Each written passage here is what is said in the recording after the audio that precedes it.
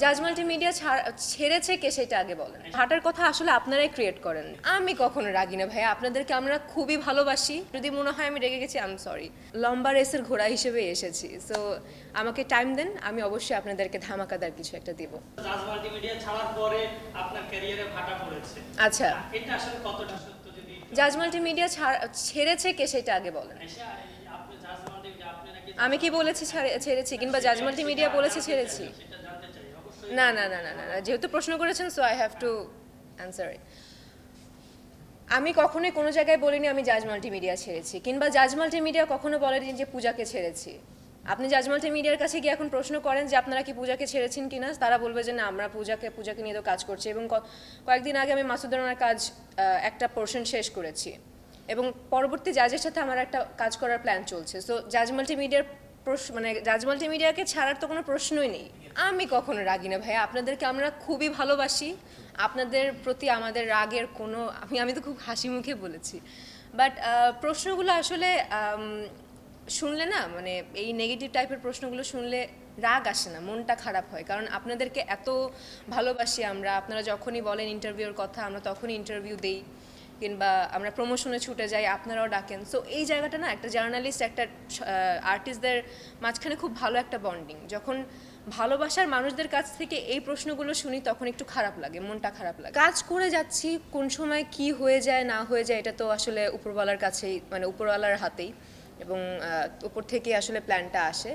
But আমি এইটুকু বলতে পারবো যে যদি আপনারা আমার উপরে বিশ্বাস রাখেন, অবশ্যই নেক্সটে ধামাকাদার কিছু আসছে। এবং আমি আসলে সত্যি কথা বলতে আমি সিনেমা করছি কিংবা কাজ করছি লম্বা রেসের ঘোড়া হিসেবে এসেছি। সো আমাকে টাইম দেন, আমি অবশ্যই আপনাদেরকে ধামাকাদার কিছু একটা দিব।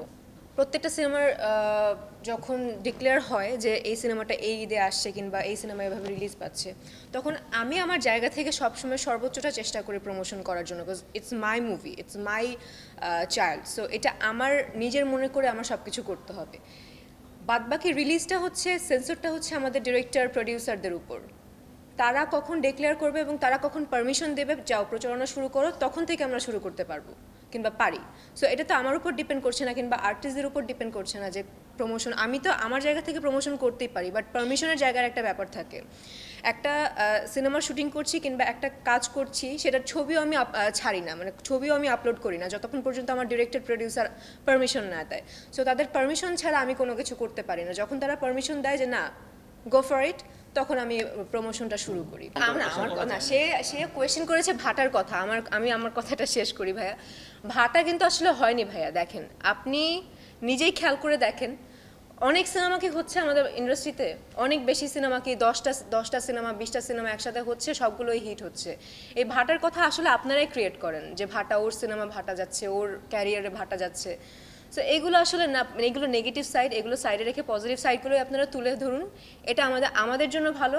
আপনারা হচ্ছে জার্নালিস্ট, আপনারাও সম্মানের জায়গাটা রাখেন, এবং আমরা শিল্পী, আমরাও সম্মানের জায়গা রাখি। সো ওই সম্মানের জায়গাটা বজায় রেখে ভাইয়া প্রশ্নগুলো করলে আমরা একটু খুশি হতাম। আমি তো এটা কখনো কল্পনাই করিনি কিংবা চিন্তাতেই আনিনি যে হল বিমুখ হবে। আমরা দেখেন ভাই, আমি আমার ক্যারিয়ারে যদি আমার কথা বলি, মানে উইন করব আবার হেরে যাব, উইন করব আবার হেরে যাব, এভাবেই তো আসলে লাইফটা যায়। সো দর্শকদেরও আই থিঙ্ক তারা বুঝবে যে না, ও চেষ্টা করছে। এবং এখন আমি যতদূর জানি, দর্শকরা এটা আসলে আমাদের বোঝে যে না, ও চেষ্টা করছে, ভালো করছে, আরও ভালো করবে, এখন খারাপ হচ্ছে, পরবর্তীতে আরও ভালো করবে। সো বিমুখ হওয়ার কোনো প্রশ্নই আসে না। এবং দাহে কি যে বলছেন, এগুলো আসলে, এই কথাগুলো আসলে চিন্তাই করি না। না, খুবই ভালো, he is a very very very good actor.